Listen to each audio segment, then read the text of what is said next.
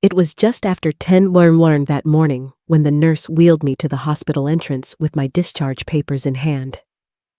I clutched my phone, expecting at any moment to see my son's car pulling up. I had sent Michael a message earlier, telling him I was finally being released, and a part of me still believed he'd come through, that he'd walk in smiling and say, "Let's get you home, Mom." Instead, what I got was a short reply that made my chest tighten.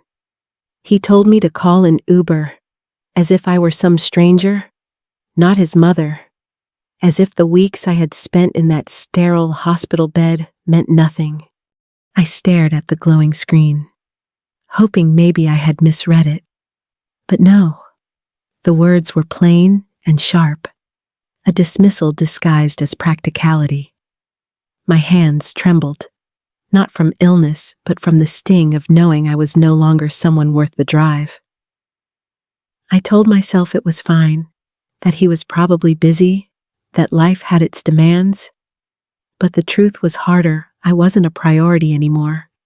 When you've spent a lifetime pouring yourself into raising a child, giving up sleep, comforts, even your own dreams, you never expect to feel invisible in their eyes. Yet that was exactly how I felt sitting in that lobby, like I'd disappeared. People bustled around me, families hugging, loved ones arriving with balloons and flowers, and there I was, holding a hospital-issued plastic bag with my medications, waiting for a stranger in a silver sedan. As the car pulled up, I slid into the back seat and forced a smile at the driver. He didn't know that my heart was breaking, that I was silently replaying memories of Michael's first Little League game, his high school graduation, the night he called me crying after his first heartbreak.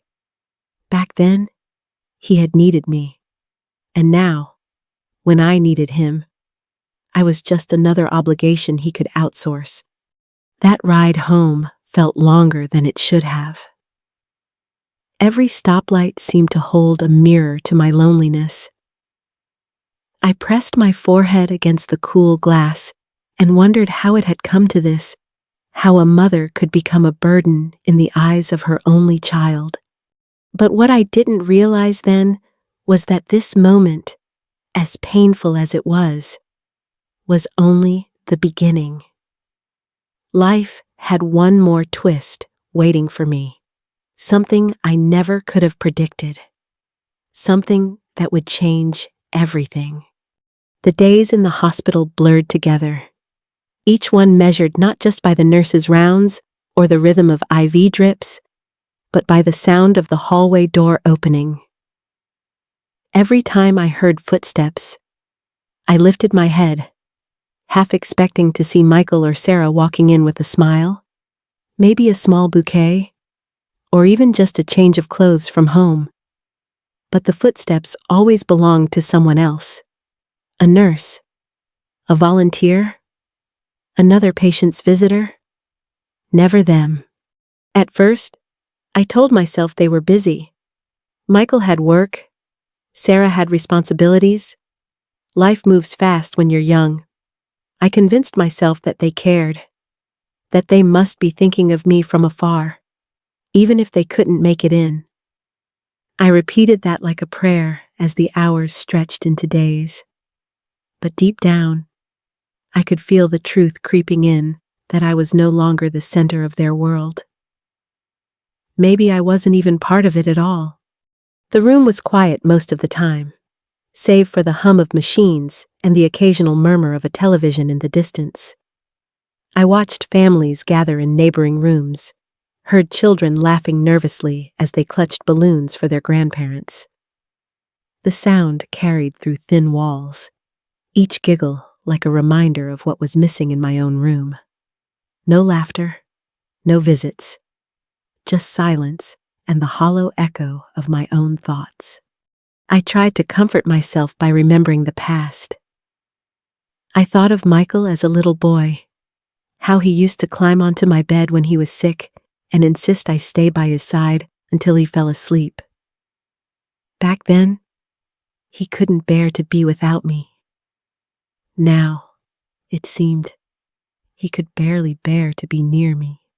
By the time the doctor told me I was ready to go home, I had already rehearsed excuses for them in my mind. Maybe they hadn't realized how much their absence hurt. Maybe they assumed I was stronger than I felt.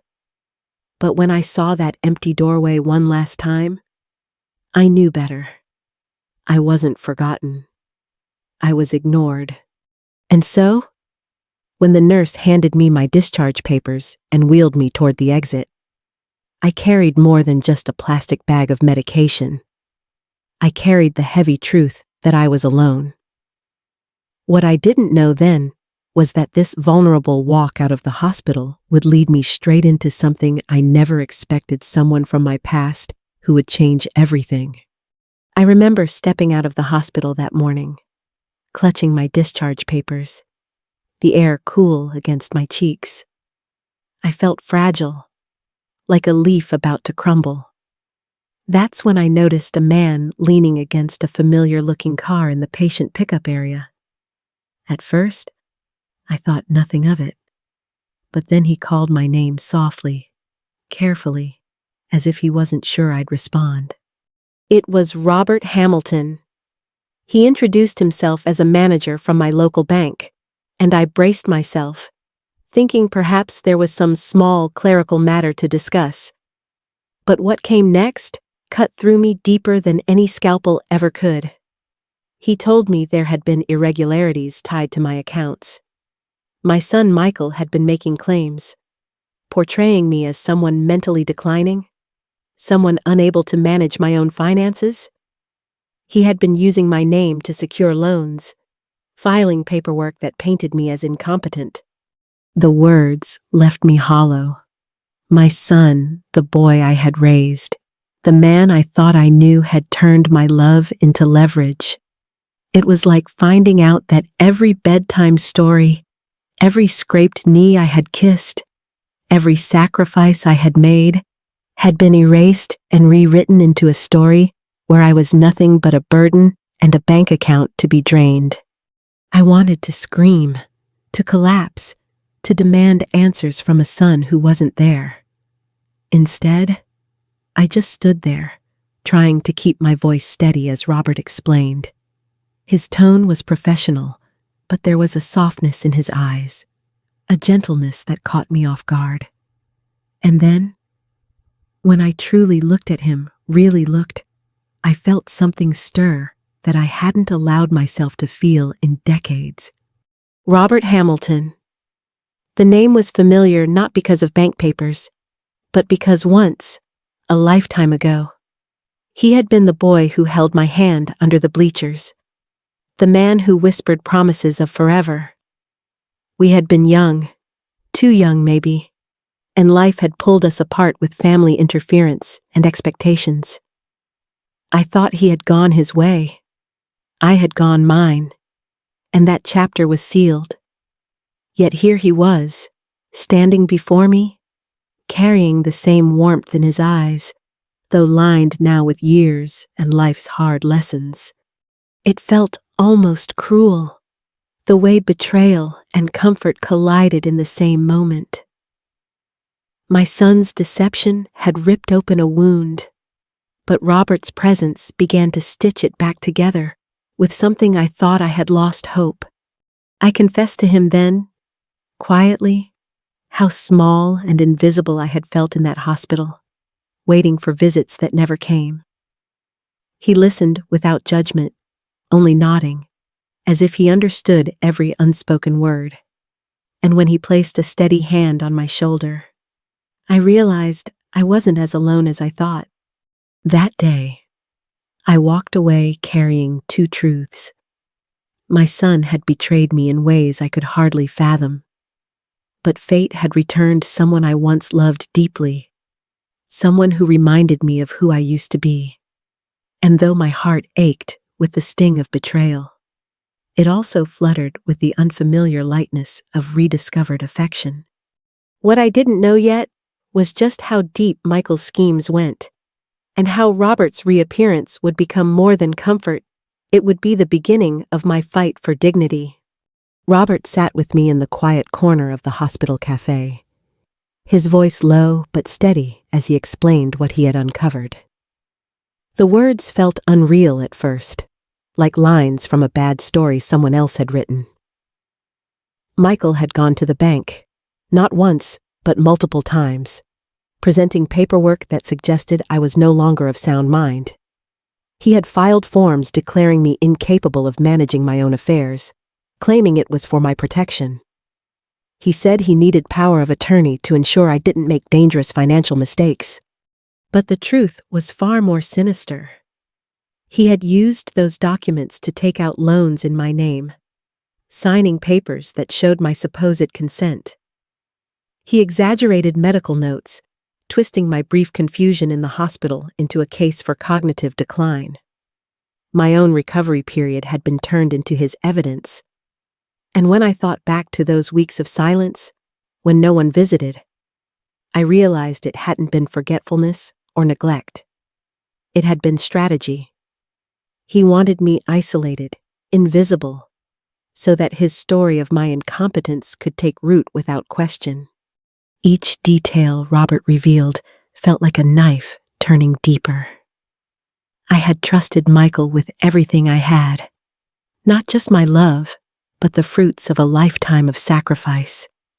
And now, that trust had been turned into paperwork stamped with official seals, the kind that could strip me of every last ounce of independence. For a moment, despair washed over me. I saw myself through Michael's eyes not as his mother, but as a liability, a signature, a means to an end. The weight of that betrayal pressed hard against my chest. It was almost unbearable to think that the boy I once cradled in my arms could plan a future where I was locked away and my life savings became his. But sitting there with Robert, I felt something else stir anger. Yes, but also resolve. My late husband had once told me that silence can be the sharpest weapon in the hands of those who wish to erase you. And I realized then, I would not be silent. Michael had written me into his story as the helpless mother, the confused old woman who could be brushed aside. But that was not who I was. I was still here. I was still capable. And if he thought I would disappear quietly, he was about to learn how wrong he was. The fight in me was waking up. And with Robert at my side, I knew I would not only reclaim my dignity, I would make sure the truth saw daylight. In the days that followed, I felt the weight of Michael's betrayal press down on me. But this time, it didn't break me. It fueled me. For so long, I had been quiet, convincing myself that his distance was just busyness, that his indifference was only temporary. But now I knew better.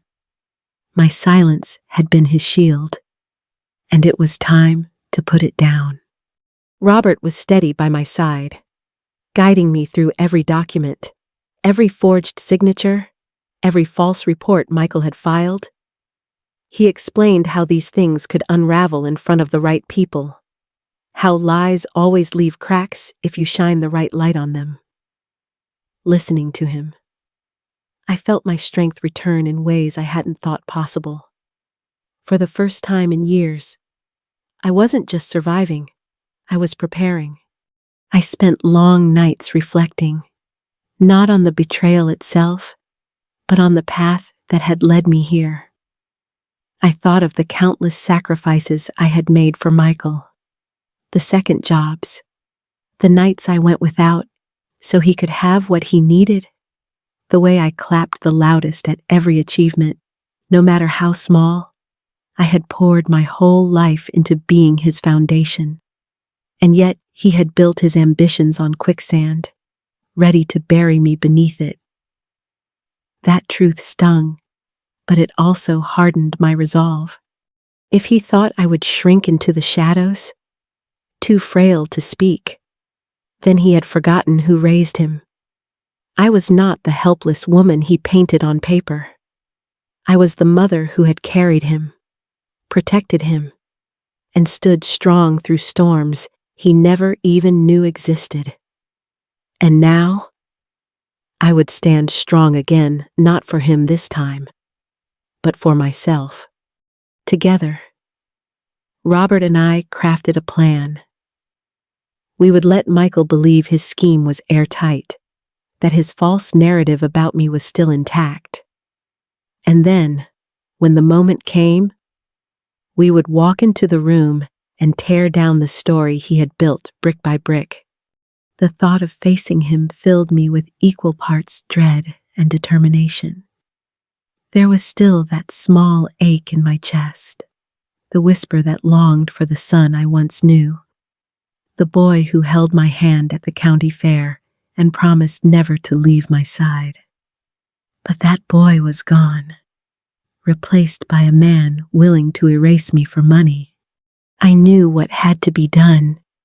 My dignity was not up for sale, and my silence would no longer be his weapon. The time for confrontation was near, and I was ready to look him in the eyes and show him the strength he thought I had lost. The day of the meeting arrived with a heaviness I could feel in my bones. Robert and I walked into the bank's conference room, its polished wood table gleaming beneath the fluorescent lights. I had rehearsed this moment in my mind over and over, but nothing could prepare me for the look on Michael's face when he turned and saw me walk through that door. He froze. For a split second, the mask of confidence slipped, and I caught the flicker of panic in his eyes. He had built an entire story around my supposed confusion and decline, never expecting me to appear here composed, steady, and fully myself. I took my seat across from him, straight-backed, my voice calm as I introduced myself to the officials in the room.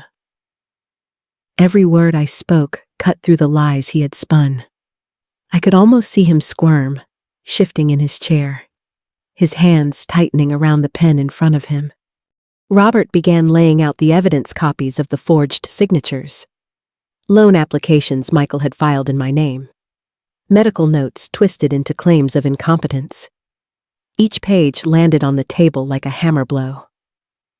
I watched as Michael's bravado began to unravel. His excuses grew thinner, his tone more desperate. The confident man who had once told others I was incapable of managing my own life now struggled to explain why his helpless mother sat across from him, speaking with clarity and strength. Inside, my emotions churned. I felt the sorrow of a mother who had loved too much and been betrayed too deeply. But alongside it rose something sharper pride. For the first time in years, I was no longer letting my love excuse his cruelty. I was reclaiming the voice he had tried to silence. When it was my turn to speak, I looked directly at him. I spoke not with anger, but with undeniable truth. I reminded him and everyone else in that room that I was of sound mind, that I had lived my life with dignity, and that no one, not even my own son, had the right to erase that. My words did not tremble. They landed with the weight of years, of sacrifice, of a mother who had finally drawn the line. Michael sat there, pale and cornered, his lies exposed in black and white. And in that moment, I felt something I hadn't felt in a long time: freedom. I was no longer the frail figure he had painted in his paperwork. I was Dorothy, a woman who had survived loss, raised a child, and now stood strong against betrayal. As the meeting came to an end, Robert placed his hand gently over mine. I knew the fight wasn't over, but the hardest part was behind me. I had faced my son, looked him in the eye, and taken back the dignity he tried to steal. When the meeting ended and the room emptied, I sat there in the heavy silence, staring at the door Michael had walked out of. My body felt lighter, almost as if some invisible weight had been lifted from my shoulders. And yet, my heart ached in a way I can hardly describe. I had stood my ground. I had reclaimed my dignity. But I had also lost something that no mother ever wants to lose, the hope that her child will choose her over greed. In that moment, I knew I could never see Michael the same way again. The boy I had raised was gone, replaced by a man who had looked me in the eyes and still chosen to betray me. That realization cut deep. It was not the kind of pain that fades quickly. It lingers. It reshapes the way you carry love. But even in the sorrow, there was pride. I had not let him silence me. I had faced him head on, not as the helpless mother he painted me to be, but as a woman who still had strength, who still had a voice. That victory mattered. It was a reminder that even in loss, there is a kind of gain, self-respect, reclaimed and unshakable. Robert stayed close in the days that followed, steady and patient, never pressing, simply being there. His presence was a quiet comfort, like a warm light flickering back on in a house that had long been dark. I found myself remembering our younger days, the laughter, the tenderness, the way he once looked at me like I was the only person in the room. To my surprise, he still looked at me that way. It was bittersweet, realizing that life had taken my son from me in one way, but had returned Robert in another. The ache of betrayal and the stirrings of renewed affection sat side by side in my heart, and for the first time in a long time, I felt both pain and hope together. I started to make small changes for myself. I took morning walks. I cooked meals I actually enjoyed instead of whatever was easiest. I looked in the mirror and didn't just see age or fragility. I saw resilience. I saw a woman who had survived heartbreak, who had faced betrayal, and who still had chapters left to write. Michael's absence would always be a scar, but it would not define me. What would define me was the strength to rise, the courage to reclaim myself, and the choice to keep living fully. And with Robert's steady hand in mine, I knew I was not walking into that future alone. Looking back now, I realize betrayal doesn't always come from strangers. It can come from the very people you've given everything to. That truth nearly broke me. But what saved me was remembering that my worth was never tied to someone else's choices. My dignity, my voice, my independence, those belong to me, and no one can take them unless I let them. Life has a way of surprising us. Losing my son in this way left a wound I'll always carry, but finding my strength again and rediscovering a piece of love I thought was gone forever reminded me that every ending is also a beginning. So, if you've ever felt invisible, betrayed, or underestimated, hold on. You are stronger than they think. Your story isn't over. Thank you for listening to mine. If it touched you, please like this video, share it, and tell me your story in the comments.